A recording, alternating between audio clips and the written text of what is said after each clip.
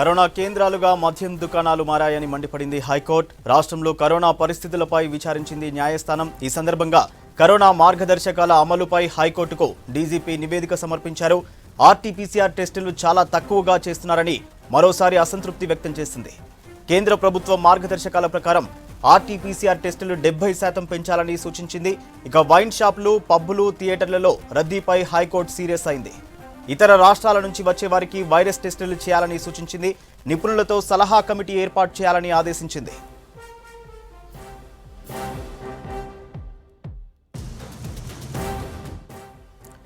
మరోవైపు కరోనా నిబంధనల ఉల్లంఘనలపై దాదాపు 22,000 కేసులు నమోదు చేసినట్టు నివేదికలో వెల్లడించారు డీజీపీ. సోషల్ డిస్టెన్స్ పాటించని వారిపై 2,416 కేసులు, రోడ్లపై ఉమ్మివేసిన వారిపై 6 కేసులు నమోదు చేశామని నివేదికలో వెల్లడించారు.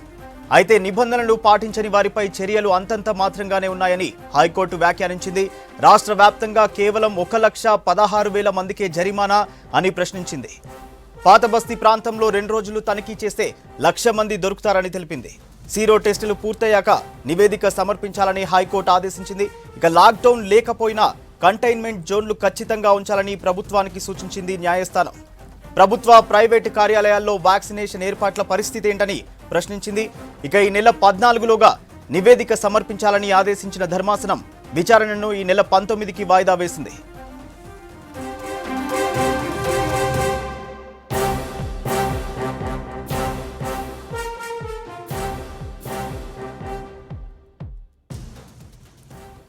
కరోనా కేంద్రాలుగా మద్యం దుకాణాలు మారాయని మండిపడింది హైకోర్టు. రాష్ట్రంలో కరోనా పరిస్థితులపై విచారించింది న్యాయస్థానం. ఈ సందర్భంగా కరోనా మార్గదర్శకాల అమలుపై హైకోర్టుకు డీజీపీ నివేదిక సమర్పించారు. ఆర్టీపీసీఆర్ టెస్టులు చాలా తక్కువగా చేస్తున్నారని మరోసారి అసంతృప్తి వ్యక్తం చేసింది. కేంద్ర ప్రభుత్వం మార్గదర్శకాల ప్రకారం ఆర్టీపీసీఆర్ టెస్టులు 70% పెంచాలని సూచించింది. ఇక వైన్ షాపులు, పబ్బులు, థియేటర్లలో రద్దీపై హైకోర్టు సీరియస్ అయింది. ఇతర రాష్ట్రాల నుంచి వచ్చే వారికి వైరస్ టెస్టులు చేయాలని సూచించింది. నిపుణులతో సలహా కమిటీ ఏర్పాటు చేయాలని ఆదేశించింది.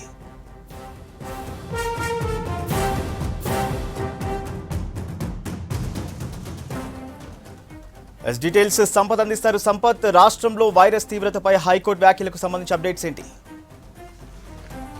రైట్ సూర్య, మొత్తానికి కరోనా ఉధృతి పెరుగుతోంది.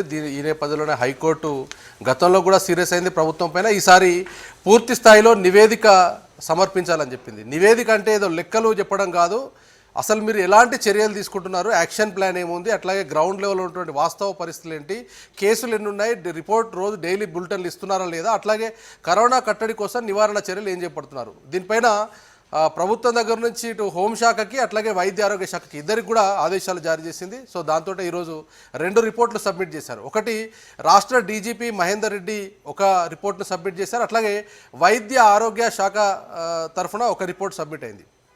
దాంట్లో వాళ్ళు చేస్తున్నటువంటి కరోనా కట్టడి కోసం తీసుకుంటున్నటువంటి చర్యల గురించి వాళ్ళు హైకోర్టుకు సబ్మిట్ చేశారు. కానీ అవి కాకుండా కొన్ని కొత్త అంశాలను కోర్టు ప్రస్తావించింది. వీళ్ళు సబ్మిట్ చేసినటువంటి రిపోర్ట్లో ఏం చెప్పినారంటే, కరోనా కట్టడి కోసం పబ్లిక్ని సిస్టమేటిక్గా ఉంచడం కోసం ఫైన్లు విధిస్తున్నాం, జనసమ్మర్దం ఉన్న ప్రాంతాల్లో మాస్కులు ధరించకపోతే చలాన్లు విధిస్తున్నాం, ఎన్ని కేసులు నమోదు చేశాం, ఎన్ని వైలేషన్ జరుగుతున్నాయనే విషయాన్ని పోలీసు శాఖ రిపోర్ట్లో సబ్మిట్ చేసింది. ఇక వైద్య ఆరోగ్య శాఖనేమో డైలీ టెస్టులు సంఖ్య పెంచుకుంటూ పోతున్నాం, టెస్టులు చేస్తున్నాం, ఎక్కడైతే ఎఫెక్టివ్గా కరోనా కేసులు వస్తున్న ఏరియాలను ఫైండ్ అవుట్ చేసి మొత్తం కూడా ఆ టెస్టులు నిర్వహించిన తర్వాత దానిపైన మానిటరింగ్ చెప్తున్నామని చెప్తున్నారు. కానీ హైకోర్టు మొత్తం కూడా వాళ్ళ అబ్జర్వేషన్ కింద అటు పిటిషనర్ వేసినటువంటి దాంట్లో ఉన్న అంశాలు కావచ్చు, అట్లాగే కౌంటర్గా అడ్వకేట్ వినిపించిన వాదనలను బట్టి హైకోర్టు కొన్ని కామెంట్లను చేసింది. నెంబర్ 1 ఒకటి ఏంటంటే, ఆర్టీపీసీఆర్ టెస్టులను 70% టెస్టులు చేయాలి. యాంటీజెన్ టెస్టులు ఒక 30% రేషియో ఉంటే 70% వరకు ఆర్టీపీసీఆర్ టెస్టులను చేయాలి. కానీ ఆర్టీపీసీఆర్ టెస్టులను చేస్తున్నారా లేదా ఒక అంశం. దాంతోపాటుగా సీరో సర్వేలెన్స్ సంబంధించిన అంశాన్ని కూడా హైకోర్టు లేవనెత్తింది. ఎందుకంటే సీరో సర్వేలెన్స్ అనేది టెస్టుల్ని ఎవరైతే వాళ్ళకు సిమ్టమ్స్ ఉన్నటువంటి వ్యక్తులు డైరెక్ట్గా టెస్టింగ్ సెంటర్లకు వచ్చి టెస్టులు చేసుకునే వాళ్ళు కాకుండా, సీరో సర్వేలెన్స్ అనేది ఒక ప్రత్యేకంగా ఒక 6 వారాల పాటు కేటాయించి, సీరో సర్వేలెన్స్ అంటే ఏంటంటే జనసమ్మర్దం ఉన్నటువంటి ఏరియాల్లో లేదంటే ఎక్కువ కేసులు వస్తున్నటువంటి పాకెట్స్ ఉన్నటువంటి ఏరియాలో అట్లాంటి దగ్గరికి వెళ్ళి ఆల్ ఆఫ్ సడన్గా వాళ్ళ దగ్గర షాంపిల్స్ కలెక్ట్ చేసి ఇమీడియట్గా జనసమ్మర్దం ఉన్నటువంటి ప్రాంతాలు అయితే బస్ స్టాండ్లు కావచ్చు, కాలనీలు కావచ్చు, ఏరియాలు కావచ్చు, అక్కడికి వెళ్ళి షాంపిల్స్ కలెక్ట్ చేయండి. ఎక్కడ ఎక్కువ కేసులు నమోదవుతున్నాయో ఆ ఏరియాలని కంటైన్మెంట్ జోన్లుగా పెట్టండి. మీరు లాక్డౌన్ పెట్టే పరిస్థితులు లేరు కాబట్టి రాష్ట్ర ప్రభుత్వాలు అట్లీస్ట్ కంటైన్మెంట్ జోన్లను ప్రకటించండి. ఎందుకంటే ఆ కంటైన్మెంట్ జోన్లను ఫైండ్ అవుట్ చేయకపోతే ఎక్కడ ఎక్కువ కేసులు వస్తున్నాయో వాటిని ఫైండ్ అవుట్ చేసి కంటైన్మెంట్ జోన్ల కింద నిషేధం విధించి ఆ ఏరియాలను మొత్తం కూడా లాక్డౌన్ జోన్లోకి తీసుకుపోకపోవడం వల్ల మిగతా ఏరియాలో కరోనా వైరస్ వ్యాప్తి చెందుతుంది. కాబట్టి కంటైన్మెంట్ జోన్లను ఎందుకు పెట్టడం లేదు, ఆ దిశగా ఎందుకు ఆలోచించడం లేదు, దాని మీద ఫోకస్ పెట్టాలని చెప్పింది. ఇక దాంతోపాటుగా మద్యం దుకాణాలు, పబ్బులు, బార్లు, థియేటర్ల పైన ప్రస్తావించింది. కరోనా ఒకవైపు ఉధృతి అవుతుంటే కరోనా వైరస్ విపరీతంగా పెరుగుతోంది. కానీ రాష్ట్ర ప్రభుత్వం మాత్రం కరోనా కేసులకు కేర్ ఆఫ్ అడ్రస్గా ఈ మద్యం దుకాణాలు, పబ్బుల్ని, ఏవైతే థియేటర్స్ ఉన్నాయో సినిమా టాకీస్ని మొత్తం కూడా కేంద్ర బిందువులుగా చేశారు. గతంలో ఉన్నటువంటి ఏదైతే 1:1 రేషియో కింద ఆ సీట్లలో గ్యాప్ ఇచ్చి కావచ్చు, లేదంటే హాఫ్ ఆఫ్ ది రేషియో తోటి సినిమా థియేటర్లు నడపడం కావచ్చు, నిబంధనల్ని అమలు చేయడంలో కావచ్చు రాష్ట్ర ప్రభుత్వం ఏం కూడా పట్టించుకుంటలేదు. పబ్బులు, క్లబ్బులు, అట్లాగే బార్ అండ్ రెస్టారెంట్లు మొత్తం కూడా అంటే ఈ థియేటర్లు కానీ మొత్తం రద్దీగా ఉంటున్నాయి. మాల్స్ అన్నీ కూడా వాటిపైన ఎందుకు చర్యలు తీసుకోవట్లేదు, ఎందుకు వాటిపైన గైడ్ లైన్స్ రిలీజ్ చేయలేదు ఇప్పటిదాకా రాష్ట్ర ప్రభుత్వం? ఖచ్చితంగా వాటి మీద గైడ్ లైన్స్ రిలీజ్ చేయాలనేది ఒక అంశాన్ని చెప్పింది. అట్లాగే ఇంటర్స్టేట్ సంబంధించిన అంశాన్ని కూడా హైకోర్టులో లేవనెత్తింది. ఎందుకు మీరు ఇతర రాష్ట్రాల నుంచి తెలంగాణ రాష్ట్రానికి ఆనుకొని ఉన్నటువంటి మిగతా రాష్ట్రాల నుంచి వచ్చేటటువంటి ట్రాన్స్పోర్ట్లో వచ్చేటువంటి జనాలను అక్కడ చెక్ పోస్టులు, అవుట్ పోస్టులు నిర్వహించి అక్కడ క్యాంపుల్ని పెట్టి ఎందుకు టెస్టులు నిర్వహించడం లేదు? మీకు కేసులు పెరుగుతున్నా తీసుకోవాల్సినటువంటి ఏవైతే ప్రికాషనరీ మెజర్మెంట్స్ ఉన్నాయో ముందస్తు జాగ్రత్తల్ని ఎందుకు తీసుకోవడం లేదు, ఎందుకు గాలికి వదిలేస్తారంటూ హైకోర్టు ప్రస్తావించింది. సో ఖచ్చితంగా ఇంటర్ స్టేట్ సంబంధించి ఇతర రాష్ట్రాల నుంచి వచ్చినటువంటి రవాణా మార్గాలు ఏవైతే ఉన్నాయో అక్కడ అవుట్ పోస్టులని, చెక్ పోస్టులను నిర్వహించి, పోలీసు బందోబస్తు నిర్వహించి, మెడికల్ క్యాంపుల్ని ఏర్పాటు చేసి ఖచ్చితంగా టెస్టులు నిర్వహించాలని చెప్పింది. అట్లాగే ఈ మెయిన్గా అంటే ప్రైవేటు వ్యాక్సినేషన్ సంబంధించినటువంటి విషయం పైన కూడా హైకోర్టు ఒక కామెంట్ చేసింది.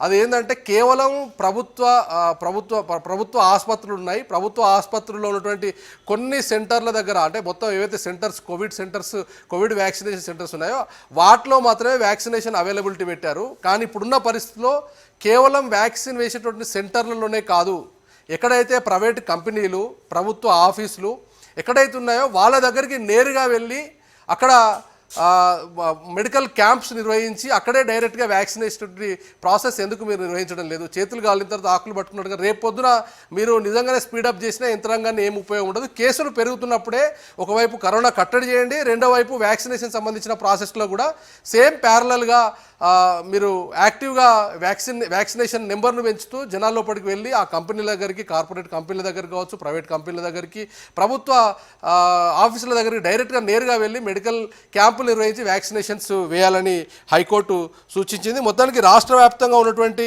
కేసులకు సంబంధించినటువంటి ప్రస్తావన, అట్లాగే పూర్తిగా కరోనా కట్టడి కోసం చర్యలు తీసుకుంటున్నామని ప్రభుత్వం 2 నివేదికలు సమర్పించినా దానిపైన హైకోర్టు అసంతృప్తి వ్యక్తం చేసింది.